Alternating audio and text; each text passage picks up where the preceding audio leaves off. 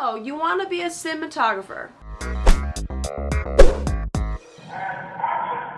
Hey everyone, this is the Amber Living Vlog, and this is the film industry. And this episode I'm going to cover being a cinematographer. I guess the first thing we should cover is what is a cinematographer. He controls the lighting and he controls what is in the frame, what you see when you watch a movie. Technically, I am a cinematographer of this video.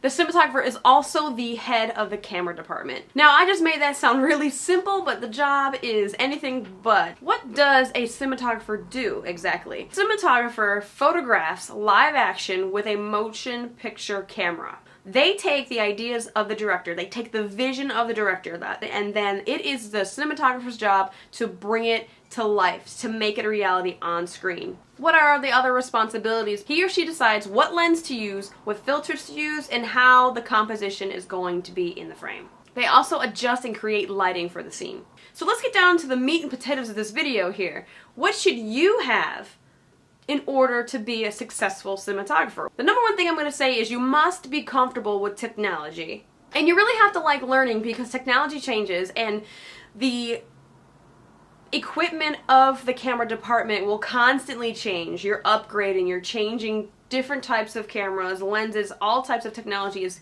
continuously and constantly upgrading. So you need to like to learn to get to know these cameras.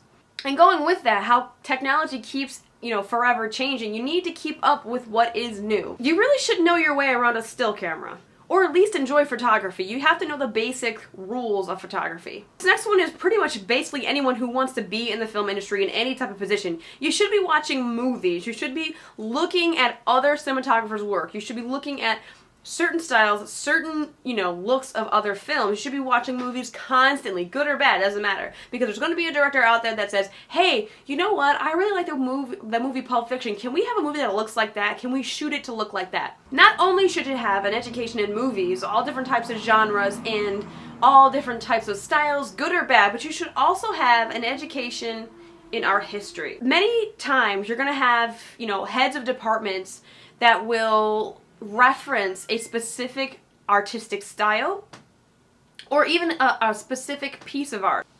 This is also something that I think everyone that works in the film industry should have. You should have a love of film. You should have a love of making movies because if you're a cinematographer, it's going to be a tough day. You're going to have stressed out people. You're going to have a stressed out director. You're going to have stressed out ADs, and they're all looking to you for all the answers as far as, hey, when's this lighting done? Is moving the camera done? What about the camera department? What is going on? So it can be really nagging. It can be really, really nagging, and you really have to love it in order to kind of survive in the industry. This is a lot easier said than done. Now, when you're a cinematographer, you really need to know how to light a scene. Now, for example, you need to know what equipment to use in order to, for example, have a proper lit dinner scene versus, maybe the director is outside and we're shooting day for night or night for day, and you need to know how to do that. Now, this goes along with your composition. I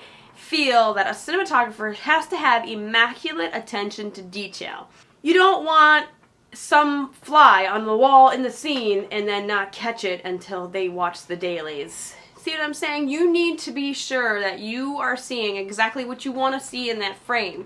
You don't want to see a necklace to the side. You don't want to see maybe a blemish is showing on a talent and the makeup artist, you didn't call them in for a touch-up or something like that. So attention to detail is super, super important. You need to have superb problem-solving skills. A lot of things on set are just trying to figure things out. How are we going to do this? All those things, you have to be okay with troubleshooting and problem-solving situations. There are, of course, probably a million other things that cinematographers, what type of characteristics they have. You should be a leader because obviously you're going to be head of a department. You should be an example or role model, blah, blah, blah, blah. But you know what? Some cinematographers are just not the best people persons, Communication is key. I would say if you're a good communicator, that's a really good first step because I've worked with some DPs, some cinematographers, and you know, you have people there to help you, but you're not talking to them. So, I mean, if you're a camera PA and you want some tips on helping your director of photography / cinematographer, try to anticipate what they need without asking them. Become a mind reader, because seriously, I have been on those jobs where you really have to just guess and hope you're right. This was my episode on what a cinematographer / director of photography does. I hope it helped. I hope, you know, you have a better understanding of what that position does, what it requires, what you should have under your belt, or what you kind of should get more into to prepare for a position like that if you are looking and that's your main goal, to be in the film industry, to be a cinematographer or a director of photography.